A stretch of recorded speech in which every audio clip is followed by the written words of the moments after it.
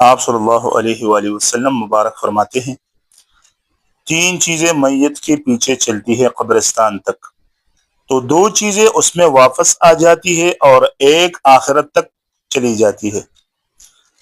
ایک ہے اہل و عیال اور رشتہ دار، بیوی بچے، دوسرا مال، اور تیسرا اعمال۔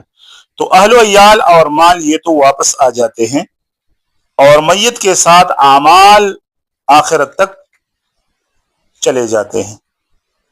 تو زیادہ سے زیادہ وقت ان چیزوں میں گزارنا چاہیے جو آخرت تک ہمارے ساتھ چلی جاتی ہے، آخرت میں ہمارے ساتھ رہتی ہے، آخرت میں ہماری خلاصی کا ذریعہ بنتی ہے۔ اچھے اچھے اعمال کرنے چاہیے، اللہ کے رضا کے لیے، اللہ کی خوشنودی کے لیے اعمال کرنے چاہیے جس سے اللہ راضی ہو۔ اور مال بھی اگر کمانا ہو تو